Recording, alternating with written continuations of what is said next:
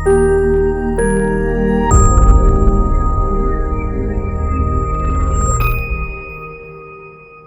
చిన్న పనులకే అలసిపోవడం, త్వరగా నీరసం రావడం, చెమటలు పట్టడం, గుండె అతిగా కొట్టుకొని మన గుండె చప్పుడు మనకే వినిపించడం, కళ్ళు తిరిగి పడిపోవడం, కళ్ళు మసకబారడం, చిన్నపిల్లల్లో అయితే స్కూల్లో వాళ్ళ పర్ఫార్మెన్స్ కాన్సన్ట్రేషన్ లెవెల్స్ తగ్గిపోవడం, ఆడవాళ్ళలో నెలసరి తగ్గిపోవడం, ముఖము పెదాలు గోర్లు తెల్లగా పాలిపోయి ఈజీగా బ్రేక్ అవ్వడం. సో ఈ లక్షణాలు కనుక మీకు ఉన్నట్టయితే త్వరగా డాక్టర్ అపాయింట్మెంట్ తీసుకొని.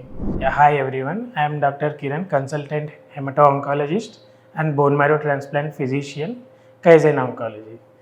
సో హెమటాలజీ అంటే బేసికలీ రక్తానికి సంబంధించిన వ్యాధుల గురించి డీల్ చేసే ఒక విభాగం. అందులో మనం తరచుగా వినే పదం ఏంటంటే అనీమియా అనేది మనం తరచూ వింటూ ఉంటాం. సో అందులో కామన్గా మనం అబ్జర్వ్ చేసేది ఏంటంటే iron deficiency anaemia. So Indian statistics ప్రకారం సగటున 25% మగవాళ్ళలో, 57% ఆడవాళ్ళలో, 67% చిన్నపిల్లల్లో ఈ ఐరన్ డెఫిషియన్సీ అనీమియా అనేది ఉంటుంది.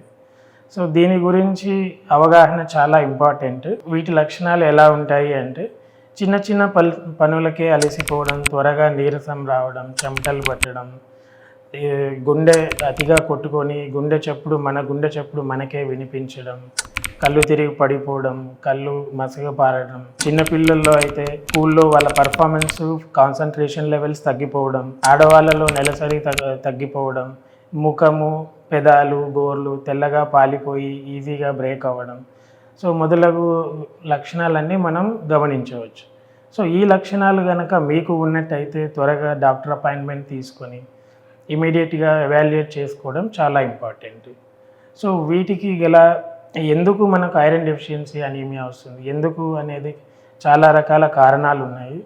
సో అందులో ఒకటి, మనం తీసుకునే ఆహారంలో ఐరన్ అనేది లేకపోవడం, లేదా మనం తీసుకునే ఆహారంలో ఐరన్ అబ్జార్ప్షన్ ఇంపేర్ చేసే సబ్స్టెన్సెస్ ఉండడం, మన శరీరం నుంచి అతిగా రక్తం కోల్పోవడం, లైక్ ఆడవాళ్ళలో నెలసరి ఎక్కువగా రావడం, వాటి వల్ల ఐరన్ లెవెల్స్ అనేవి తగ్గిపోతూ ఉంటాయి.